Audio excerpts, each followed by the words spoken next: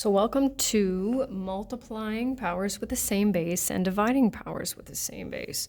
So now we're going to take a look at some of the laws to do with exponents. Now, one of the things that we'll do here, so we're going to do a little experiment. We're looking for shortcuts, basically. But oftentimes I think in order to get to the shortcut, we need to do it the long way first. I think it helps us appreciate a shortcut. So I'm going to make up a base here.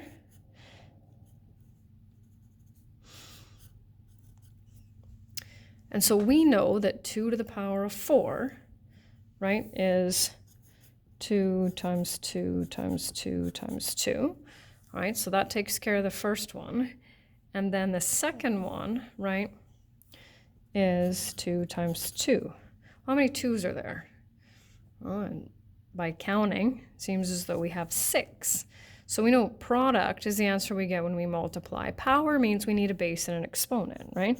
So 2 to the power of 6.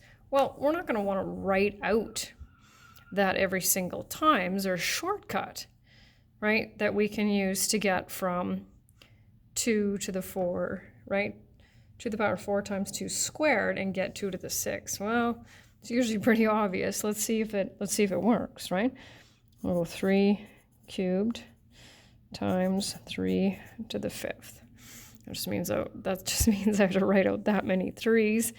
That's okay. 3 times 3 times 3. I need one more, don't I? There we go. Well, how many? Whoops. There we go. How many do I have? Well, I have 8. Right? So what's the shortcut? Right? So what we want to do is we want to figure out, okay, how do we get from here, right, over to there without writing a whole bunch of bases? Well, what does it look like we do with the exponents? Well, we add them, okay? And I'll just do one more. So I'll make it simple though, so we don't have to write out those, right? So it's like, okay, well I'm gonna rewrite it again. I suppose it could have made it a little bit more in depth, right? But we know that's to the power of 1 and that's to the power of 1, right? So we know that's gonna give us 6 squared. So in English, when multiplying powers,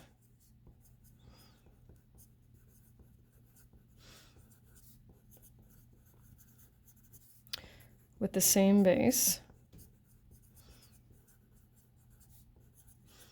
we add the exponents. And now what we want to do is we want to come up with a mathematical law, which takes a lot less time to write, okay? So what we're going to do is we're going to translate this, okay, to algebra. And of course that we know goes over here and gets us to that, right? So we need a variable that represents our base, and it doesn't matter which ones we pick. There's some that we avoid because they look a lot like numbers, right? But I'm going to use x, okay? And so that's going to represent that 2. So now I need a variable to represent that exponent. I'm going to use m. Okay, multiplying, we already know that. My base has to be the same, okay? And so what variable can I use for another exponent? Why not, right? And now I need to write the equivalent to this, right? And so what do I need to do? Well, we know we need to add them.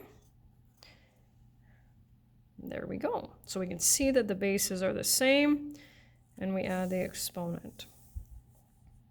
So here it says write each product as a single power. So we multiply powers with the same base. So single power means one base, one exponent. That's it. And multiplying powers, keep the base, right? So we keep the brackets around that base.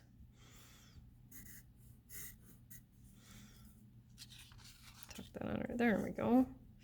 So 5 plus 8 is 13. Don't forget this one is 10 to the 14. And now this one says write each product as a single power, then evaluate. So not only do I need to follow the exponent law, right, but I also need to evaluate. So 3 to the power of 7, we type that into our calculator. Right, so you have to watch to make sure that you know, okay, do I want both, right? Or do I just need the one? multiplying powers with the same base. Because we have an odd number of negatives. So there's that one. And the last one here, law number 2, is dividing powers with the same base. And so we're going to do something very, very similar. So we'll take 6 to the power of 5 divided by 6 squared. Now we could put the division sign in there, but I think it's a lot easier to see what happens when we set it up this way, because that's another way you can see it. So 6 times 6 times 6 times 6 times 6. And then 2 of them, right? And so we know, it doesn't matter which 6 I pick, 6 divided by 6 is 1. 6 divided by 6 is 1, and what am I left with? 6 to the power of 3. Okay, so make up another one here.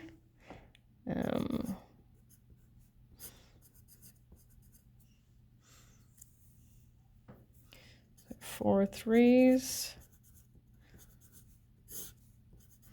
and 3 3s. So that's 1, that's 1, and that's 1. And we're left with 3, or 3 to the power of 1. So what's our shortcut, right? We obviously don't want to do this every single time. How do we get from that question, or those questions, right, to those answers? Well, we know we're not going to add the exponents, because we add exponents when we're multiplying powers with the same base. So when dividing,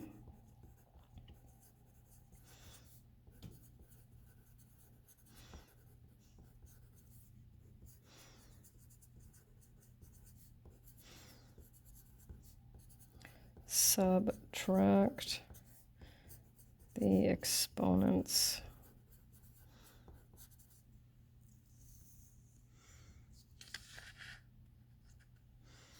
So we've got x to the power of m divided by, right?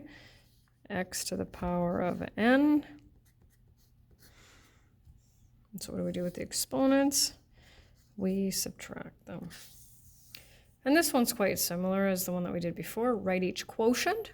So now we're dividing, right? So we're dividing powers with the same base. We subtract the exponents. Dividing powers with the same base. Subtract the exponents. Don't forget there's kind of an understood 1 there. And now for these ones, we want to write them as a single power and then evaluate. So 4 squared, 16.